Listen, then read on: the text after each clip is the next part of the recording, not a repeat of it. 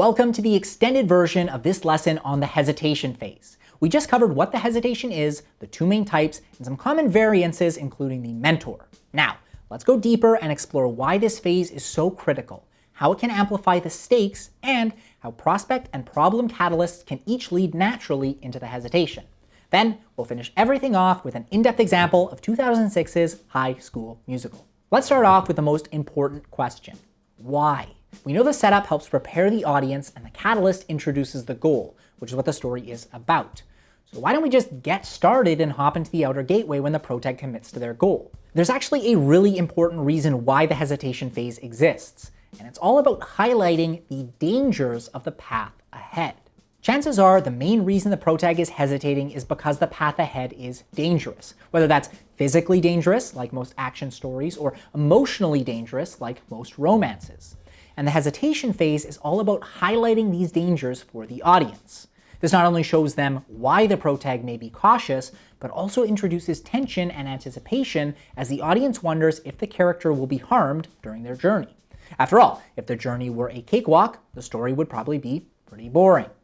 To put it another way, the hesitation phase helps highlight some of the forces of antagonism that will push against your protag during Acts 2 and 3.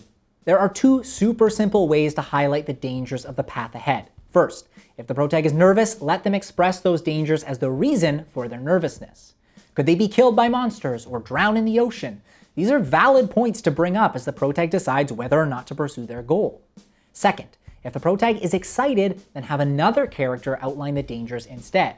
This is usually in the form of a warning, either from a sidekick, their family, or the mentor, and it goes a long way. By having the protag be warned about the path ahead, you're helping to highlight the dangers they'll face and building that tension and anticipation in the audience's mind. Which brings us to the stakes. We mentioned that sometimes the stakes are implied by the catalyst, like in horror movies, where the protag must deal with the monster or else they'll die. However, one way to introduce or amplify stakes is through the hesitation phase. This is related to the dangers we mentioned earlier. The stakes are the consequences if the protag fails to achieve their goal. Some of those, like death, will be at the hands of the dangers in Act 2. However, you should also introduce stakes around the consequences the protag will face if they fail to even pursue their goal. In other words, if they don't go on their journey, what will happen? This ensures they don't have an easy way out. For example, in Moana, there's a creeping darkness threatening the island's survival. In the hesitation phase, we're reminded of this at a meeting, which reminds us that the island dying is a consequence should Moana decide not to pursue her goal or fail to achieve her goal. Finally, let's take another look at prospect catalysts and problem catalysts and how each one can naturally lead into the hesitation phase. If the protag faces a prospect catalyst, they will likely be excited about the opportunity. So, as a writer, it will be natural for you to show either the protag preparing for the journey or show the protag deciding if the treasure they're going after is worth all of the fuss. This could include a side character warning the protag or the protag debating whether the reward is worth the risk.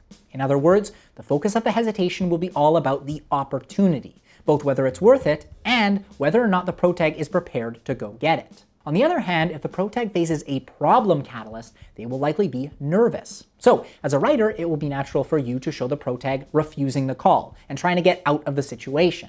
However, since they're facing a problem, they won't be able to escape it until they deal with it. So, instead of focusing on whether the reward is worth the risk, your protag will focus on whether living with the problem is worse than dealing with it. And it should always be worse. In other words, the focus of the hesitation should be all about the stakes and whether suffering them is worse than going on the journey.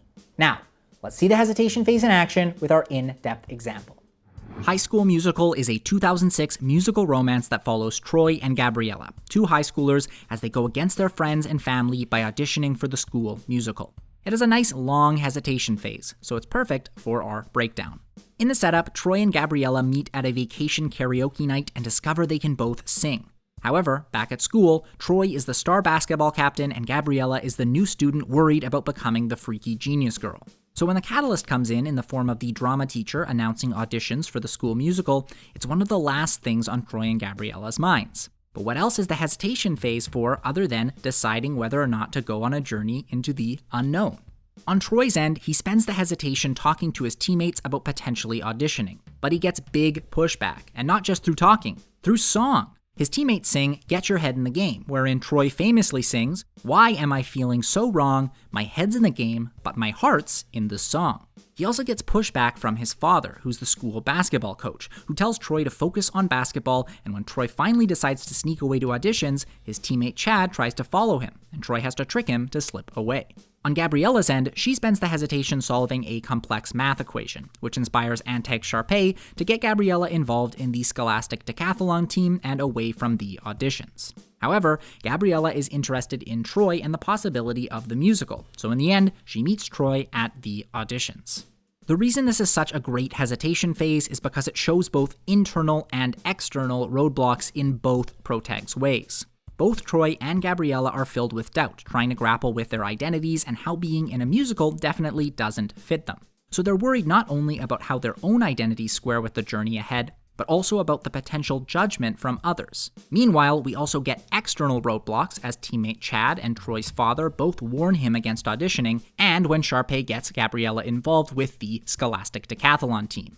This phase also follows a prospect catalyst, so it makes sense that this hesitation is all about whether the reward of singing in the musical is worth the risk of angering friends and family. This also presents the stakes. Auditioning may lose Troy and Gabriella friends, and if they fail at their goal, those losses may be for nothing. And of course, the dangers of the path ahead are highlighted here, both through Antag's Sharpay and Ryan, and through the tension surrounding Troy's father and the drama teacher. So, when you're writing your hesitation, you'd be wise to take some notes from High School Musical. Include both internal and external roadblocks, set the stakes, and emphasize just how different this new situation of Act 2 is going to be. You should now have a good idea of what the hesitation phase is, how to use it in multiple ways, and how to include both internal and external roadblocks, whether through nervousness or warnings. But in the next phase, the protag is going to commit to their goal, and let's just say their whole world is going to change.